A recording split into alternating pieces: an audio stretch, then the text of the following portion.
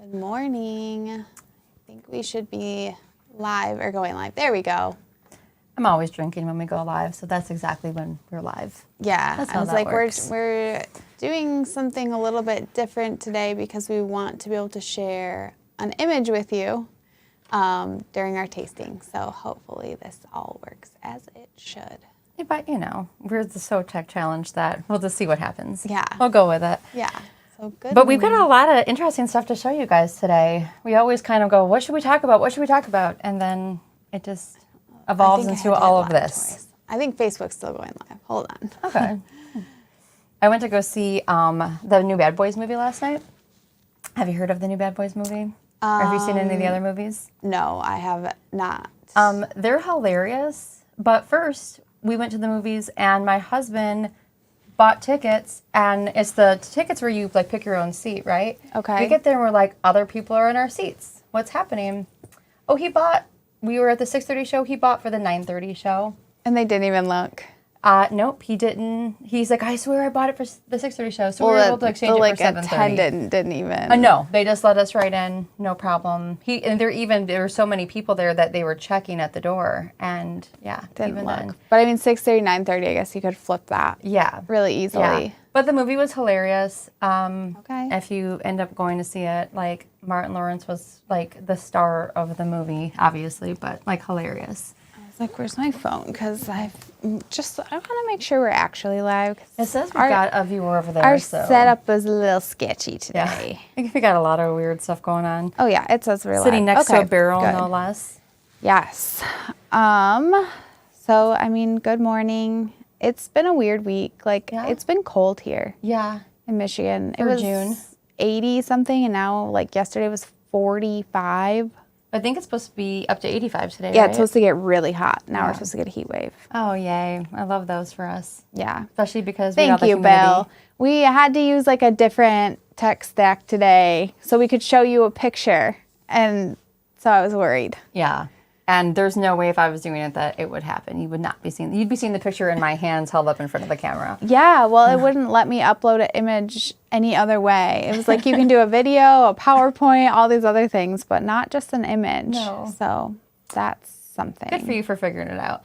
Yeah, well, Logan helped because I wouldn't have figured out how to do it in two places. He's one step tech above everybody. Oh, absolutely.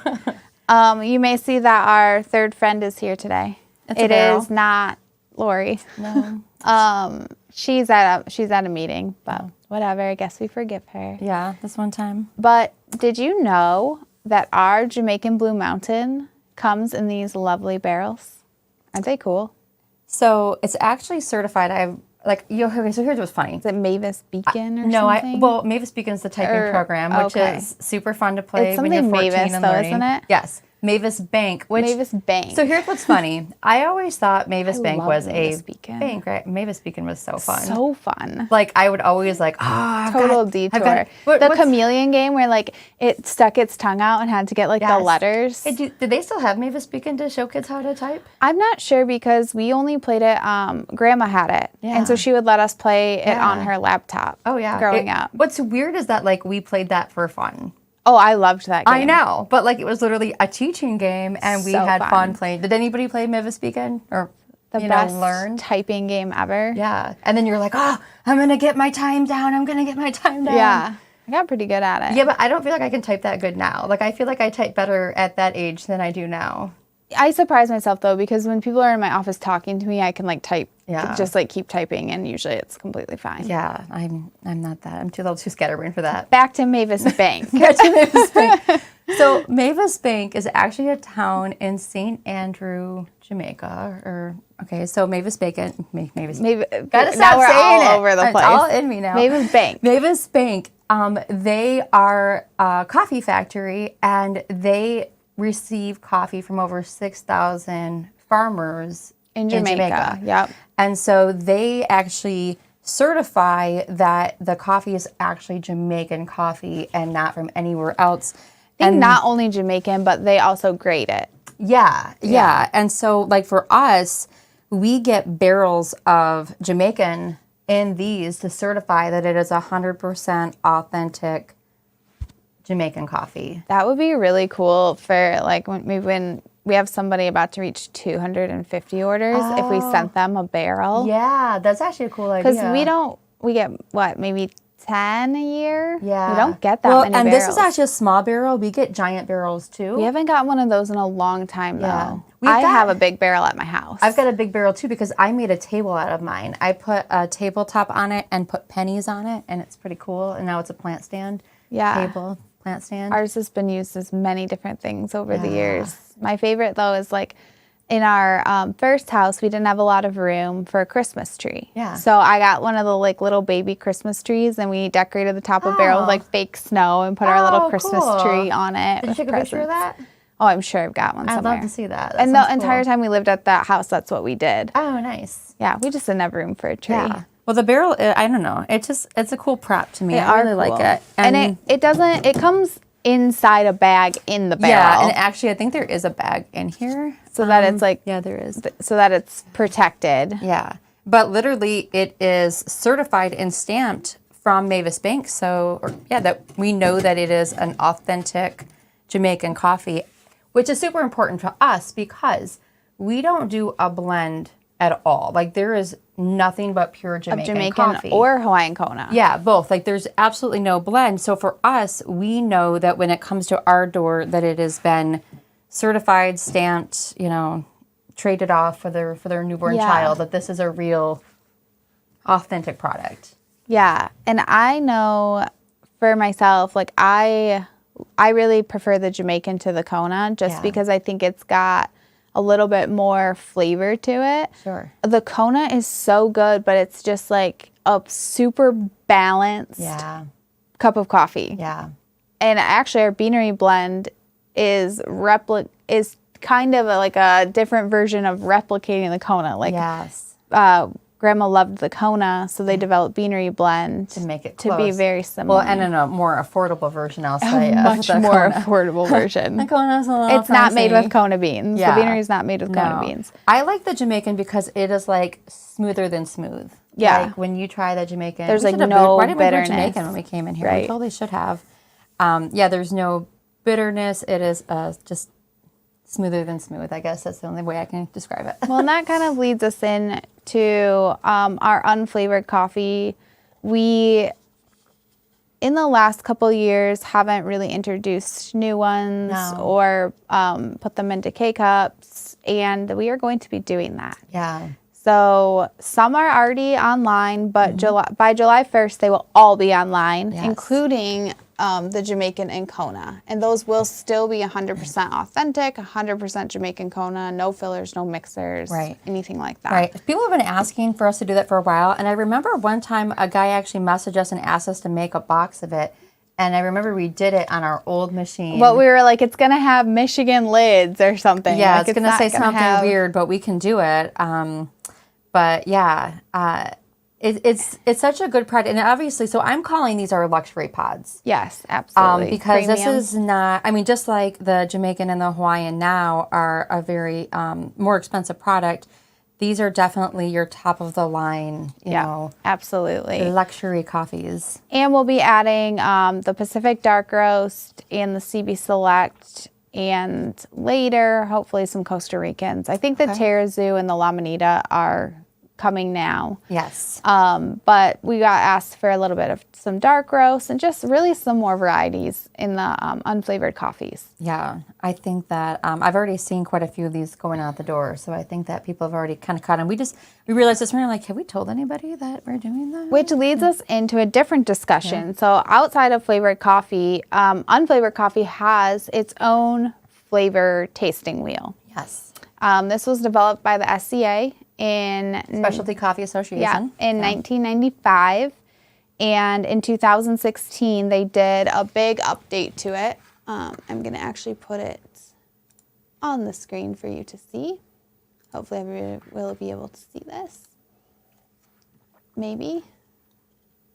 Let us know if you can see it. There you go. There we go. It's coming. I see it now. So this is the flavor tasting wheel for unflavored coffee. Mm-hmm. And it's a little bit unique because it's definitely subjective, highly subjective. Oh, yeah, for sure. Yeah. So what's really interesting, and I think I told the story a couple of weeks ago, I had a franchisee call me out of the blue and then all of a sudden talk to my customer. And so I get on the phone with one of his customers and she's like, I'm very confused because on our unflavored boxes, it'll say something like sweet and mellow or sweet and full-bodied. And she's like, it says sweet. Fruity or, yeah. And she's like, I don't understand how to, and one of them was mocha java, right? So mocha is a port, you know, in Indonesia. It's not chocolate or coffee. And so she was really confused about that because, you know, they didn't understand that it was named because of the place, not because of the flavors. And the same with the sweet and mellow. She says, how is it sweet? How is it sweet? Right. What sugar are you putting in this? I can't have this sugar. And you say that you don't use sugar in your flavorings, which we don't. But obviously with the unflavored coffee, there's no additives at all. It's just the coffee. The sweet is referring to the flavor wheel. Right. So SCA has kind of come up with this wheel. Again, this is subjective. So, but it does give some good buzzwords for trying coffee. Yeah. And just because it doesn't matter where the coffee falls on this wheel, it doesn't mean it's necessarily good or necessarily bad. It's just kind of is what it is. Right. So depending on elevation or the time of year it's harvested, the soil it's grown in, the type of plants that they're using, we can expect to taste certain flavors in different parts of the wheel. Mm-hmm. And the crops can definitely affect a crop or a batch of coffee from year to year. Like if there's too much rain, if, you know, there's a drought, anything like that can really affect those notes. Yes. The notes that you might get one year, you might not get the next. And I mean, I hope you can see the flavored list. It might be kind of small, but that's okay. You can Google it or we can find it for you later. But you kind of start at the inner circle of the wheel and you work your way out with the flavors. Sometimes as the coffee moves down your mouth or across tongue, your tongue, maybe? across your tongue to the back of your throat, you are going to pick up different flavors. So sometimes at the front of your tongue, you're going to, you know, hit these bigger notes and then you're going to be able to get more refined as you go. Yeah. It's like when you take a bite of something and you're like, oh, okay. And then, oh, that finished different than I expected. Started, you know? Yeah. Yep. And if you look at this list, it's almost very similar to what I would expect a wine list to look like. When you go, you know, and taste test wine or beer or anything, they're the same kind of notes that they're giving you. Do they have flavor wheels like that for wine? Because I've never done a wine tasting. I would assume that they do, but I mean, even looking at this, it's fruity, floral, sweet, cocoa, spices, roasted, vegetable, sour, fermented. I mean, these are very common flavors across wine, beer, coffee, tea, honestly. Yeah. So this wheel's just kind of been developed to help you hone your taste profiles. We did an official coffee cupping a few years ago at Coffee Fest, if you remember. Yes. And we all stood around. We did this very silent, you know, uncomfortable taste cupping where you take the spoon and you slurp it, and then you go and you just like kind of stood quietly to the side waiting for everybody to do it. And then we were supposed to go around and say like what we all tasted, Rhea. which was different almost for every person. And you can tell some people who are just like, I have no idea, I'm saying what she said, you know, kind of thing. Well, the hard thing is everybody has a different amount of taste buds. Yes. Whether you just ate something sweet, whether you're a smoker, I mean, all of these things are going to have an effect on your taste buds. So everybody is going to taste something different, but this flavor wheel is based off of science. Yes. At the core of it, there is a lexicon standard of attributes. Okay. And that is for like the sommeliers. Oh, okay. Right? The people who have like the crazy tongue tasting, like they've developed actually like a scientific method for this. And then this is the kindergarten version. Well, and my understanding maybe like fourth grade version. My understanding is that most people can pick up the notes in the middle, but then if you have a super tongue, you know, or you're a sommelier, which I can't even say that word. Then you can start to get to the outer ring. Then you pick up more of the notes at the end that, you know, maybe the normal person wouldn't pick up. Well, and I think there's a wheel that's even bigger than this, and it's got a whole bunch of little lines in it. We have a giant wheel, but so this one, we should be able to pick up all the rings because really you're like, okay, this is fruity, but you're like, is it a citrus fruit or is it a berry? And then you're going to be like, oh, that tastes more like lemon, or like we should be able to pick those kinds of things up. Yeah, we brewed 3 of our different just standard blends today to see kind of what we pick up. And then I also brought in these little bottles that I have over here because these we actually used to use a lot in our testing. Our training. Oh, yeah. Or like when we would have a new franchisee in, we'd put these drops, I think in their mouth or on a spoon. I'm not exactly sure how they did it. But they would let them taste the flavor so they could taste that first. And then, kind of relate that back to the flavor. So like the one I have in my hand right now is grassy. And it smells like a cup of matcha tea. Yes, it does. It does. So the difference from a normal person to like a sommelier testing. Sommelier. Well, first of all, I like how we say that. Really fancy. They're not. We just brewed these in the coffee machine for ease this morning. Never would they. Even in a like more serious tasting, they would be actually cupping the coffee. But I believe they just have like way more taste buds on their tongue. Yeah. It's a highly skilled job. Yeah. Whereas a normal person, I wish I knew the actual stats on this because it is crazy. Yeah. I'll have to look that up because I remember, when I started working here, there was a person working here and he was like, I have a super tongue. Yeah. And I was like, oh, okay. Like, congrats, Yeah. But then I it's a real remember, thing. looking into it and it was like, oh, okay. So you can pick up more notes than other people. You're usually in specific categories. So like I know there's a lot of wine ones, there's some coffee, there are some beer, you're usually like whiskey, you're in kind of a category and you're so used to tasting these things that you can tell the difference. Yes. Even my brother Logan, he tastes so many different coffees that he's really been able to hone the differences in. Yeah.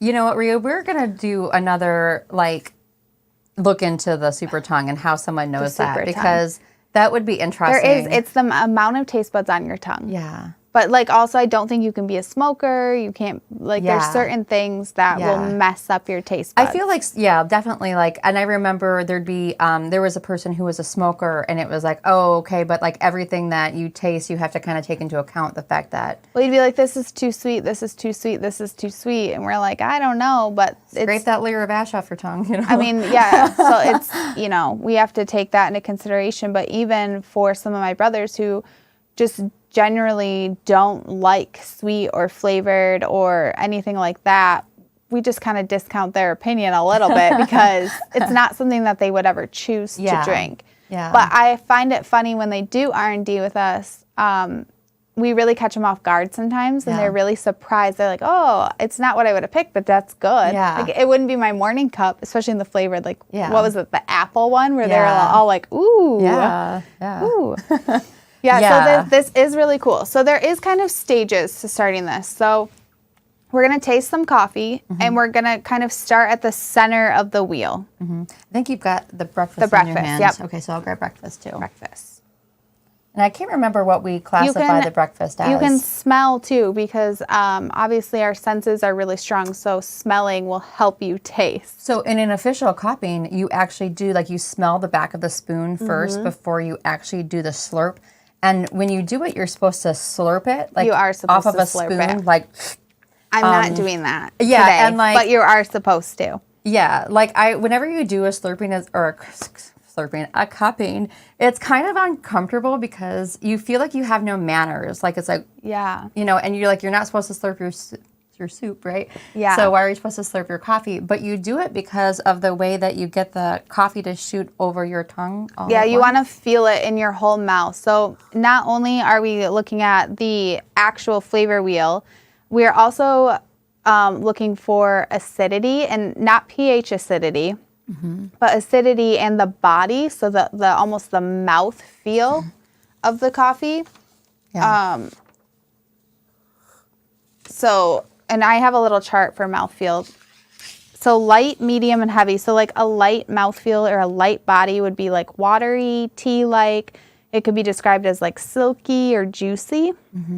A medium would be smooth, almost like a milky consistency, syrupy, round, creamy.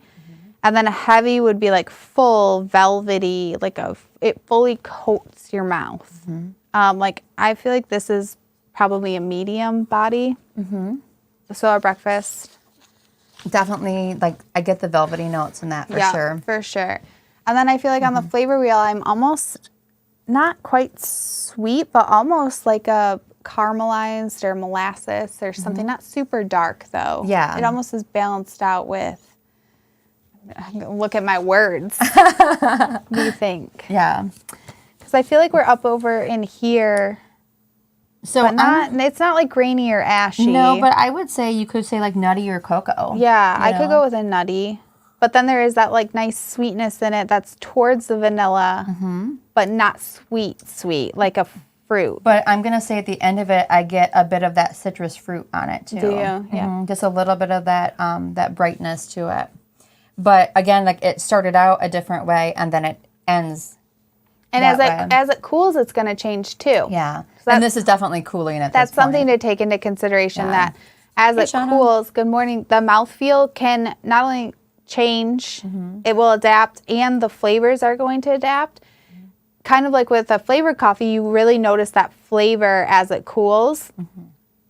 Unflavored coffee is going to do the same thing. So sometimes, even though you want to try it really hot, you're going to miss some of those flavors. For sure. Like I know Guatemalan gets super earthy as it sits. Yeah. Yeah. I remember when we first started cupping Guatemalan and somebody was like, it's like a hothouse tomato. It reminds me of like a hothouse tomato. Yeah. And I don't like tomatoes, so I'm like, oh, I don't want to try that. But I'm like, okay, it's not like that. It's not, like, it's not like biting into a tomato. No, but it does remind you of like this, I don't want to say the smell of like a greenhouse, but I guess then. The Guatemalan. Guatemalan's a little bit like soil. Like it's very earthy, but for then sure. That could bring in, look, I do have a vial here called Earthy. Earthy? Yeah, Earthy. Okay. Oh yeah, for sure. But I would say that's almost like after it rains smelling earthy, not like earthy, like dirt. Yeah. Like soil, earthy. Like soil. And that's the thing. It can be several different interpretations, and to each their own. Yeah. There's no right and wrong with this, which is what's kind of cool. Well, and then I've got terpene, so like turpentine. Like you would think that would be very astringent. And it is a little bit. Oh, yeah. Yeah. Yeah.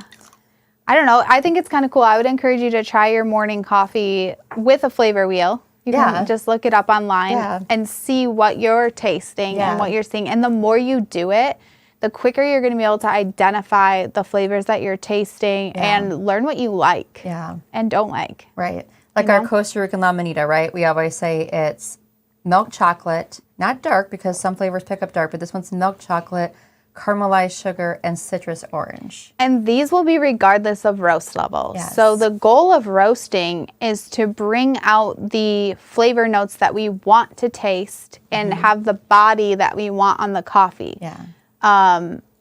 So kind of irregardless of roasting, right? So a dark roast can still be very sweet and fruity. Yeah. I guess it doesn't always have to taste in that like ashy sector. Just it depends. Well, and then like some of the dark roasts do pick up the ash, and other ones I feel like don't as much. Yeah, I would agree with that. So like for me, like our Pacific dark has more of that like smoke and ash on it, but then like the French roast a lot less. Yeah. Yeah, I would feel like the French roast is almost more in this like pepper area. Yeah, I've got the French roast to try, so we can try that after we do the beanery. By the way, French roast with a shot of hazelnut syrup is fabulous. That sounds delicious. I used to do that all the time when I worked at the store. I do love our French roast. Of all of our dark roasts, French is my favorite. So I would say breakfast is actually one of my favorites. It's very smooth, very mellow. Yeah. It's kind of in the nutty family, even on the vanilla sweet side a tiny bit. Yeah. It definitely lives in this section of the flavor wheel. Yeah. But not into floral. It's not, I wouldn't go down into floral, and I wouldn't really even go maybe over into spices. No. And Logan might tell us we're completely wrong, but to each their own. It's our flavor wheel, and he didn't want to be here. So, hey, this is what I'm tasting. And you're right. And I'm right. No, but really it is subjective. Yeah. So technically you're supposed to slurp. I'm not doing that on camera. I'm trying to also, a little bit. When I try to do that and just end up choking and then it becomes the whole thing. Well, and also in a tasting, in an official tasting, they have a spittoon for you because you're supposed to spit it out. Spit it. And I find that to be really disgusting. Yeah. So at the end of a cupping, I'm just wired because I've so you would take your spoon and you would dip it into the coffee and you like slurp it off, and then you just dip it in this like hot water thing and go to the next one, and people just like which is funny because like obviously we did that pre-COVID, and then after COVID I was like, oh, is that going to go away? I never liked it before. I thought it was gross before. Yeah, it definitely feels like hey, that's definitely not 180 degrees like of with like germ killing. Friends or something, I guess I wouldn't mind, but I don't know. I should have brought my cupping spoon. I got a cupping spoon in Costa Rica after our cupping there. Oh, you did? It's in my office, yeah. Cool. Yeah, we have a whole cupping set up here. Yeah. If you ever come visit us, you could request a cupping. Yeah. Yeah. Yeah, and you can request to visit us. I mean, people do all the time. Oh, yeah. I mean, we're here. Come stop in, take a tour. Yeah, see what's up. Okay, so Beanery Blend is our next one. This one is so much brighter to me. Mm-hmm. I'm actually, for me, this one is green and vegetable. And I would almost go with on the lighter side of a body, not full light. Like, yes. Hey, yes, you Mike. do. Yes. And Mike, who's just joining us, we pre-recorded our tasting for this month's coffee box with Mike and Victoria. Next month, is it? Or next week? Is it next week that we do it? I don't know if I don't think it's going to be next week. I think it'll be the week after. Okay. Yeah. Because the 15th is Saturday. Yeah. But you guys are going to get to meet him, and that's really cool. Yeah. So Beanery Blend, yes, definitely on the brighter side. But I do get a little bit of nut as well. 100%.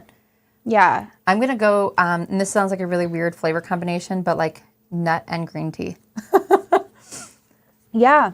Right? Yeah, I could see that. Even like a lemon lime type deal in this like citrusy, which I think that's kind of where this green tea is headed. Yeah, for sure. But definitely a nut on the end, almost like a almond or hazelnut. Yeah. I'm just now noticing this blue section in here, and one of the things says papery and musty. Can you imagine if you're, and then on that, because this is the other, right? You've got the taste of rubber, skunky, petroleum, medicinal, meaty, brothy, animalic. Does that mean like an animal? Like I'm tasting an animal. I don't know. Musty, dusty, moldy, damp. Like, yeah, like those are not things I'd want to taste. But maybe until you taste them, it just might be the best way to, Well, and like Logan has talked before about hurricane coffee, where they literally put coffee in these warehouses during a hurricane, and they allow it to get wet and mold because it's supposed to be wonderful. But I would say, like we were talking about, the Ethiopian is probably more in this woody, musty, earthy type thing. Yeah. And then this has more of those like green tea notes, which is going to be more like a vegetable, underripe, type fermented almost deal. Yeah. So, I mean, it's not necessarily a bad thing. It's just probably the best way to describe it. Well, and Beanery is our house coffee, so that's supposed to be like, the coffee that most people relate to. Yeah, it's got a nice body. It's got a nice mouthfeel. It's not super heavy. No. Easy to drink. I like a light medium. Yeah. And most people in this office drink Beanery on a daily basis. It is their favorite coffee. All day, every day. Including Joanne, our founder. That is her coffee. That is the coffee she developed. That is her favorite coffee. Yeah. Yeah, I like that it's got a, like the breakfast is just super smooth, so there's not a lot of notes outside of the balanced range, I guess I'm trying to say. Yeah. Whereas this, you definitely almost are across the flavor wheel, so you get some interesting notes. Yeah, I would agree with that. Yeah. I would agree with that. And this is something fun you guys can do with your friends. Again, no right or wrong answers. Yeah. You taste what you taste. It's just interesting. Yeah. You taste what you taste. And it's interesting to start pitting coffees against each other this way, Now, I'm going to say, when we have cupped Robusta coffee, that is where I get the rubber, the dirt, the more unfavorable taste. But that could be partially due to the roast. Yes. Partially due to the grade of Robusta, Yes. because there are really good Robustas. Yes. I would say and I have had a couple of good ones. Generally, I don't care for that. And we only do Arabica in our coffee beanery line, right? No, the 0 to 60 is actually Robusta, which is why it's super caffeinated, because Robusta coffee has more caffeine. Okay. But it is a pretty good Robusta. Okay. Yeah. Okay. Good to know. Good But to know. everything else is all Arabica. That's the only one that we introduced that is not. Okay. And because it's good enough to make the lineup. Yeah. I like how I say Arabica and you say Arabica. I'm not really sure tomato. I don't really know what and we always say we don't really know what the right term is. I think it is like tomato. It doesn't matter. Yeah. Doesn't matter. Tomato is how I'm going to say it from now on, and potato. So fancy. Now I think potato's potato. Yeah. Right? But also, apparently, I say January weird. Everybody always says I say January weird, but I don't know how to. I don't know how to say it otherwise. It's just January. January. January. I can't say it the idea. other way I say it. Okay, so this is French roast. So this is a darker roast. Okay. It's not. Is it like dark or like? No, I didn't feel think like so. this one is just bordering on the dark spectrum. Yeah, like a medium dark. Like to me, the darkest that we have is Pacific dark roast, followed by Sumatra. So like, Pacific is very at this end, and then Sumatra, and then we have Italian dark, and then French roast. I don't think we have any other dark roast. That's what I was kind of thinking. Because I enjoy French roast. We have some that. Yeah. Meh. Yeah. And and to me, like, I don't love the heavy smoke. So to me, the French doesn't bring out the heavy smoke. And a darker roast is going to usually be on the lower acidity side. So you're not, and again, we're not talking pH. I mean, I know they say low acid coffee. Across the board, they've tested so much coffee, and the pH levels are super, super similar across the board. Dark roast is slightly at the lower end, but I mean, it really doesn't differ. So again, when we're talking acidity, we're talking how it hits in your mouth, almost like the brightness or the citrus. I did a search the other day for most expensive coffee pods because I wanted to know what the most expensive coffee pods you could buy were. And I think I sent you a link to it because it was a coffee that they were adding, like the grape, is it called resveratrol or something? The stuff that's supposed to be like full of antioxidants to the coffee.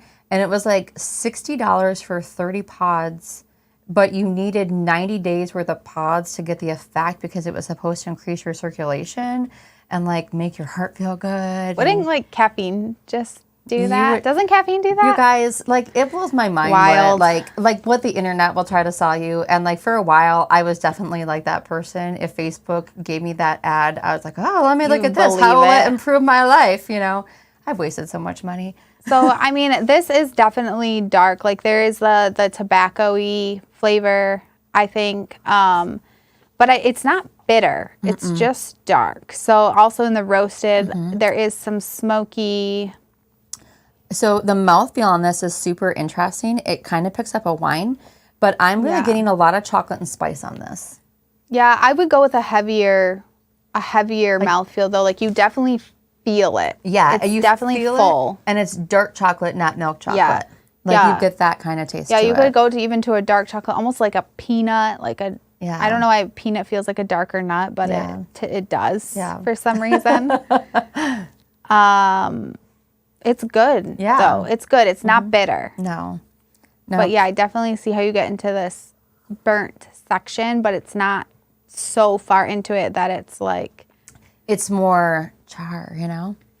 Yeah, I can post it too on the. Yeah. I was hoping you guys would be able to see it so that we could kind of follow along. Yeah. But now you know what we're looking at. Yeah. I found a really cool interactive one too, where you can click into each thing and it will give you a really nice description of each flavor that you're looking for. So I will definitely post that link. Okay, very cool.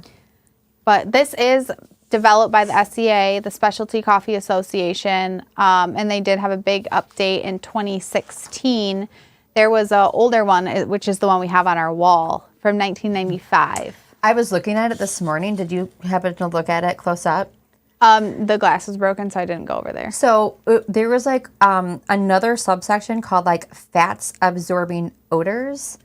and like fats Weird. absorbing florals and it was, as I was like, what does this even, you know? Well, I mean, they're going off a scientific scale and they're just trying to break it down into some more common terms. Yeah.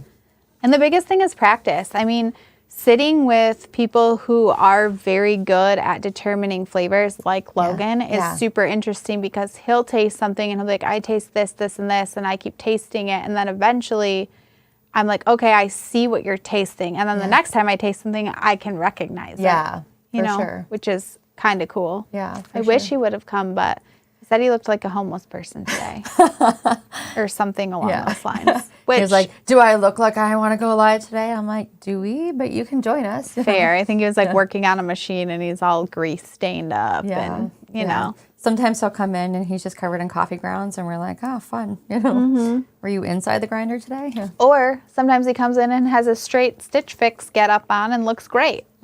Morning, Patty. Yeah. Hey there. I mean, I hope you guys are finding this interesting. I always like it. Like I've learned that for me, Kenya, those super bright citrus flavors are not my favorite. No. I prefer more of a earthy, chocolatey, darker tone. Our taste profile is very similar in that, because obviously I don't care for that either. However, the boys, Branson, they Logan, love bright. They absolutely think the Kenyan is like their favorite. Yeah. You know, I also don't care for the Ethiopian. It tastes like butter and tea to me. So like some people might like, oh, butter and tea, that sounds fantastic, you know. I don't care for that. It's not me, but I think you actually do like the Ethiopian. I do like the Ethiopian. I will say as the Ethiopian cools, it does get a little bit bright. Yeah. And a little bit bright is the acidic, not pH, but the acidity or the citrus flavor. It also has to do with a little bit of that like mouth feel that you get, that really like light mouth feel. So I mean, I prefer more of a medium mouth feel to a light mouth feel as well. Yeah. Makes sense. Yeah. And I just like it smooth, like our Jamaican. She's like, I just want to brew the Jamaican. Yeah. Morning, Deborah. Yeah. And honestly, it'd probably be easier now to just brew a cup with our little pods, right? You don't have to make a whole pot.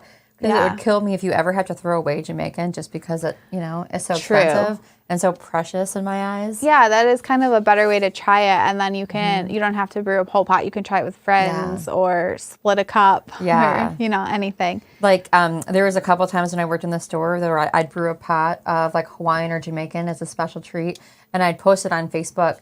And, you know, like you do Facebook or you do marketing and you're like, oh, nobody sees it. I had 9 people down there within 10 minutes because they wanted to try it, and it was gone. I was like, all right, cool, thanks. Yeah. That's great. It's definitely a nice thing to indulge in, and we have the 1.75 sampler packs that are great to try, because if you just want to like taste it and you're like, okay, I don't necessarily want to spend, is it like $60 a bag, $70 a bag for the 12 ounce? Gosh, I can look it up. Yeah. The price, so coffee is a commodity. I don't know if you guys know this, but it's actually traded on the market, like open market, kind of. It's what sugar, the oil. Second largest legally traded commodity behind oil. So the price can really vary, and we try to follow prices, and we have to buy futures, and we have to predict what the market's going to do, what the crop's going to do. Yeah. I think we had Brett in to talk about that before, but it's been a while, so we should have him come back in again. The Jamaican is currently $67.95, and so is the Kona, which is really interesting because usually Jamaican's more. Yeah, Kona's usually been cheaper, but they had, obviously Hawaii's had some horrific things happen. Right. And I believe they also had a bug. Oh, the coffee like an bean that took out a bunch of crops. So when we were in Costa Rica, did we ever do pictures? We did do pictures. Yeah, we did a whole slideshow. But I took pictures because I finally got to see the coffee rust that happens on the tree, on the leaves. And I walked right up to him and said, "Hey, I've been hearing about this my whole life, but since I've worked in coffee." And like you could see, but you know, and it's a fungus that grows on the leaves, so then it can really affect the crops. And if they see it, they just start hacking off the Well, because hacking the it's trees super down. invasive, it will just kill everything. Yeah. So coffee's a commodity, right? And it's a crop, which is even more difficult because you can have a perfect crop going, and if you get a bug, if you get a fungus, if you have a frost, flooding, horrible storm, your crop can be just destroyed, and that throws the entire market off. So Brett and Logan do a really great job of, trying to secure futures, trying to watch the coffee market and guess basically what's going to happen so that we can try to keep our prices. And lock in prices, like you said, buying futures. As low as possible. So the Kona is a little bit high right now. It's just super hard to get. And it's the only coffee grown in the United States. So that also makes it a little bit more precious. Yeah, it's been, even the Jamaican's been a little bit hard to get lately. So sometimes if you see them go offline, that's kind of what's happening. Colombian has been harder, I think, Colombian's been hard to get. Mocha Java, we actually discontinued yesterday. Oh, okay. Kind of with no notice. Oh, okay. We can't get it. Okay. Hey, if you like Mocha Java, or do we even have any on the shelves? No, it's gone. Oh, okay. Like, it's gone. Okay. Yeah. I'm sorry you didn't get notice. If you like Mocha Java, it's gone. Yeah, it really is, liked Mocha unfortunately. Java, too. I did, too. It just, sometimes you can't always get anything. But we do have a new crop from our Costa Rican La Manita farm. And they have a new varietal called Gladiola, and that's going to be coming in the fall. Yeah. I know it got harvested earlier, but they tried to put it on this last coffee order, and they said it's not ready to go yet. Okay. So it should be by fall, though. Okay. I'm excited. That's I know really I cupped that when I was in Costa Rica. And so it was kind of funny the way that they did it, because they put their La Manita, which is like the creme of the crop, first. Yeah. And then I think the Gladiola was right next to it. And then 3 other ones. And the very last one was on-ripe coffee.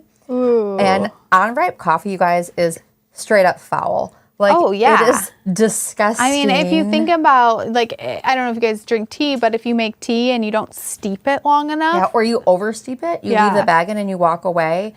Yeah, don't do that. Or even leaving if you do French press, if you leave the coffee grounds in the water too long or not long enough, it's going to have that same kind of effect. Yeah. But have you ever cupped unripe coffee? No, I would never. I would never want to do that. So they actually took a video of me doing it, because I went first, right, when we were cupping it, and my face, like, I was just like, I'm sure it tastes like citric acid. Like that sour citric acid. Yeah. It's just very green, very vegetal, very sour.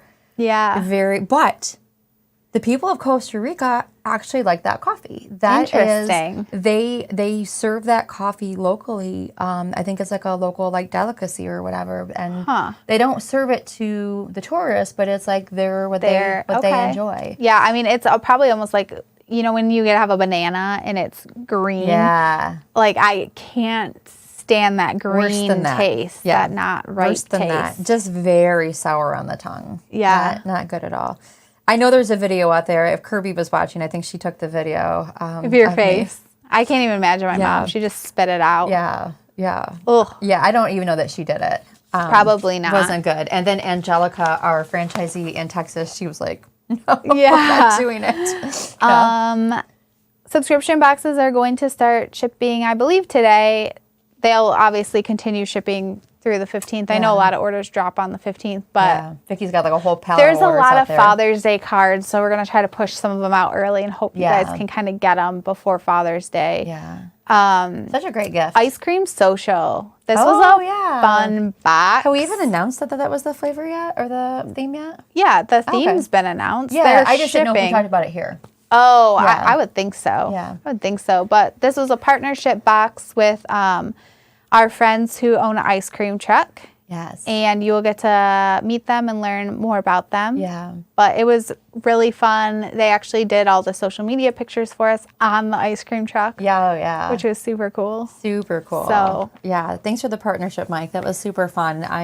I was posting everything, pre-scheduling everything yesterday, going, oh, this is so fun. Well, yeah, it was like nerve-wracking when they were like tasting the flavors, because it's like obviously they own an ice cream truck, so they're tasting all the flavors, and they're like, you guys nailed it. Nice. So that was a huge relief. Yeah, because we're we're like, okay, like we think it tastes like this, but obviously we do coffee, you do ice cream, so did we meet in the middle? And I know they were happy with it, so. Yeah, and I assume you guys really loved the Maybox because that sold out crazy fast. Okay, so I felt bad because I scheduled all of I do a flavor a day, right? Yeah. And we were down to 2 bags of banana when I posted that of the banana. I know, and I was hoping we could make more, but we didn't have the labels, so we weren't able to, unfortunately. Yeah, it was gone. That went so fast. Bananas Foster, yeah, and there's not a lot of. I think last time I looked, there was 2 strawberry crunch bars,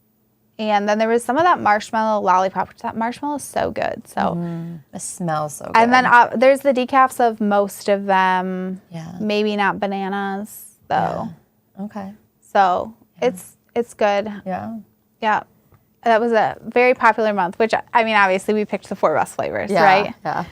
But Ice Cream Social, yeah, this was a fun month. It was a fun month for artwork, and their little mascot is like this blue little ice cream bar. He's so cute. Super cute. I think he has a name. Mike, if you're still on, you can chime in with the name of him. Tell us the name of the blue ice cream But yeah, he's super cute, and they rent their truck too. Oh, fun. Which you're going to learn all about. I saw on their social media that they had a bar of ice cream that looks like a chicken leg. Really? Yeah. Like a drumstick? But I want to know, does it taste like chicken? Okay, because there's the drumstick. So somebody made like a drumstick. A drumstick. Oh my gosh, if you look hilarious. at their social media, it's Ice Cream Social, and it looks like a little drumstick, and it's like.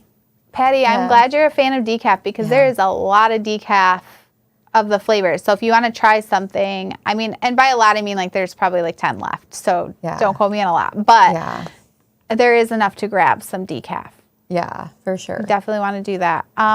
Everybody have a wonderful Father's Day. I hope you guys have a good time with your families, or might not even be your dad, but just special guy in your life. I know we have a lot of second dads and all sorts of stuff. I think we're taking our dads to see, they don't know yet, they're playing Raiders of the Lost Ark, the Indiana Jones movie, at the movie theater, and we're like, that'd be fun to go see in the movie theater, because by the way, when I was 5 or 6, I was going to marry Harrison Ford. For sure. He may be 40 to 50 years older than me, but Harrison, what's up? Yeah.